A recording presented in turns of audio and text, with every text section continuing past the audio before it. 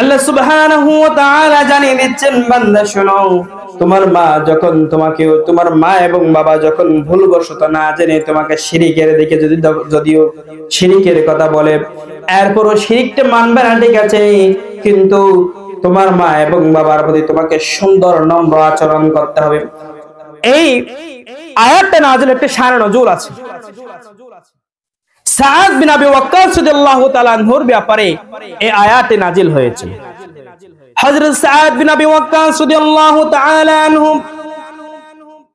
তার বয়স হচ্ছে 18 কিংবা 19 বছর।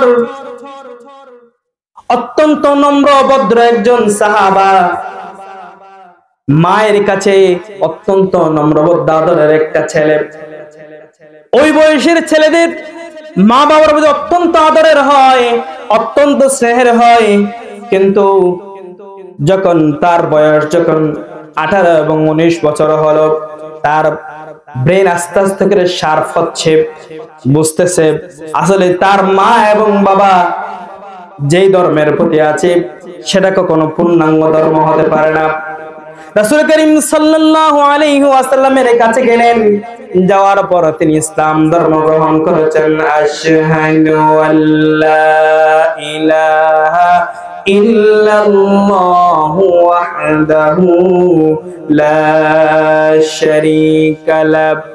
আল্লাহ সুবহানাহু ওয়া তাআলার যেই বিধানটা, ইসলামটা সেই গ্রহণ করে ফেলল, কিন্তু যখন তাই রাসূল করিম সাল্লাল্লাহু আলাইহি ওয়াসাল্লামের কাছ থেকে আবার মায়ের কাছে গেলেন, মা জানতে পারলো কারো কাছ থেকে সন্তান ইসলাম ধর্ম গ্রহণ করেছে, মুহাম্মাদের ধর্ম গ্রহণ করেছে।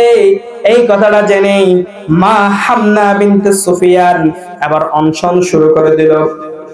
সন্তানকে বলল, সন্তান, আমি তোমাকে অত্যন্ত আদর করি, অত্যন্ত স্নেহ করি, অত্যন্ত মায়া করি, তুমি আমার কলিজার টুকরা সন্তান। তুমি আমার ধর্মগুলো ছেড়ে, তুমি আমাদের ধর্ম ছেড়ে, মায়ের ধর্ম ছেড়ে তুমি কেন আরেকটা ধর্মতে গ্রহণ করেছো, আরেকটা ধর্মতে চলে গেলা? যতক্ষণ পর্যন্ত তুমি ইসলাম থেকে ফিরে আসো নাই, আমার ধর্মে ফিরে আসো নাই, ততক্ষণ পর্যন্ত আমি খাবার খাবো না, পানি খাবো না, কোনো খাবার দাবার গ্রহণ করবো না। অনশন শুরু করে দিল, কোনো খাবার গ্রহণ করবে না। সন্তানকে যখন এই কথা জানিয়ে দিলাম, যতক্ষণ পর্যন্ত তুমি ইসলাম ছাড়ো নাই, ততক্ষণ পর্যন্ত আমি মা কোনো খাবার খাবো না।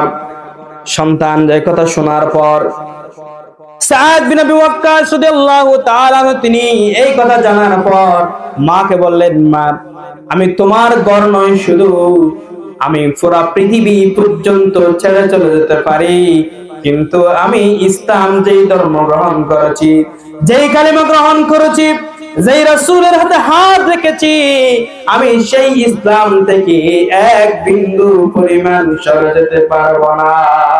সুবহানাল্লাহ, তাদের ঈমান কতটুকু ছিল। হযরত সাদ বিন আবি ওয়াক্কাস রাদিয়াল্লাহু তাআলা আনহু যখন আল্লাহর রাসূলের কাছে এই ঘটনাটা উপস্থাপন করলেন, আল্লাহ সুবহানাহু ওয়া তাআলা কোরআনুল কারীমের আয়াত নাযিল করেছেন, ওয়াসাইনাল ইনসানা বিওয়ালিদাইহি হুসনা ওয়া ইয়াজাহাদাকা লিতুশরিকা বি মা লাইসা লাকা বিহি ইলম ফালা তুতিউহুমা ইলাইয়া মারজিউকুম فأنبئكم بما كنتم تعملون الله أكبر। আল্লাহ পাক রব্বুল আলামিন এই আয়াতটা নাযিল করেছেন, রাসূল করিম সাল্লাল্লাহু আলাইহি ওয়াসাল্লাম জানিয়ে দিচ্ছেন, তোমার মা প্রতি তুমি সুন্দর নম্র আচরণ করো, কিন্তু মা যে শিরকের কথা বলছেন, কুফরিয়তের কথা বলছেন, সেটা মানবে না, ঠিক আছে, কিন্তু মায়ের প্রতি সদাচরণ করতে হবে না।